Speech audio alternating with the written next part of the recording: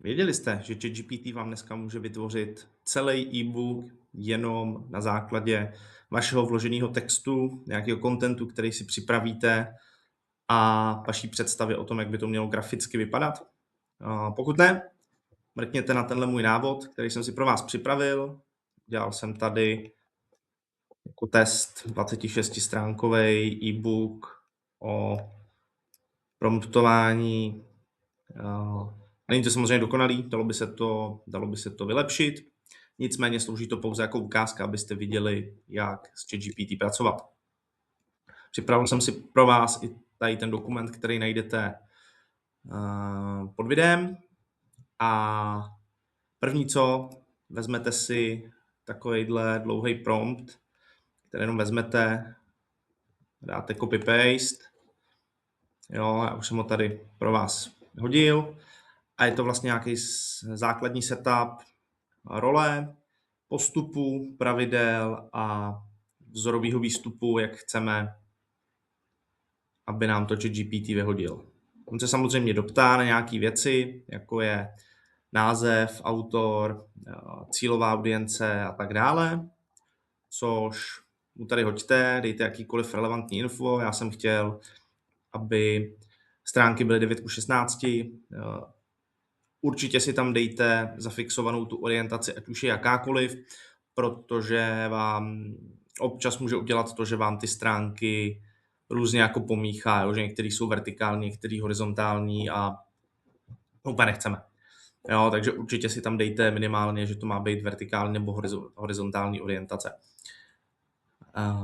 Tak, v další odpovědi už po vás bude chtít celý ten text e-booku, který CTRL-V vezmeme, skopírujeme. Je to dlouhý. Jo, tohle to bude nějakou dobu chroupat. Vidíte, že to bylo 5 minut, no, skoro 6. A samozřejmě záleží na tom, jak dlouhý bude ten text, který mu dáte. Může to chroupat i 10 minut, pokud to bude hodně dlouhý, může to být 2 minuty, pokud to bude kratší.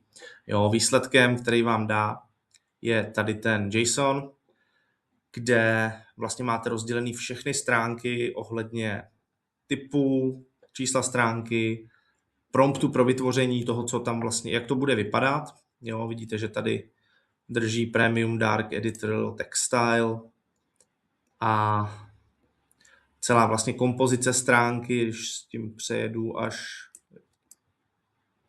někam dozadu, jo, vidíte, že jsou to fakt dlouhý řádky, je tam veškerý ten content, ten text, který má být na těch stránkách, včetně nějakého nastavení, tak aby to všechno vypadalo stejně.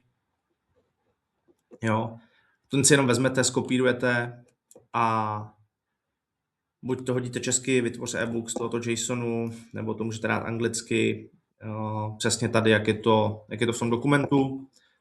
Jenom to tam hodíte, jo, takhle, jak vám to vyplivnul, celý ten JSON, nic tam neupravujte, je to naformátovaný, tak aby to dokázal dobře přelouskat. A pak zase musíte čekat. Jo, samozřejmě není to hned. Vidíte tady, že tady pro těch 26 stránek to trvalo 12 minut.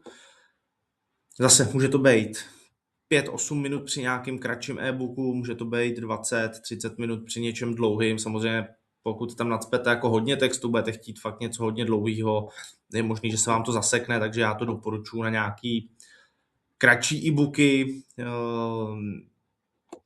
Vyhodilo mi to i tady 26 stránek, takže já bych řekl třeba do 30 stránek asi v pohodě. Určitě bych s tím nedělal jako 200 stránkový PDF-ko, nebo pokud jo, tak bych se připravil na to, že se to může zaseknout. Tady potom vám to vyhodí všechny stránky samostatně, jako PNGčka, celý PDFko a náhled všech stránek. Když si stáhneme to PDFko, otevřeme, jo, vidíme, že je to normální PDFko se všema těma 26 stránkama. Tak jo, e-book máme vytvořený. Pokud se vám to líbilo, hodil jsem vám takovýhle návod, budu rád, když mi dáte like nebo follow. A já pro vás připravím zase nějaký další návody. Mějte se.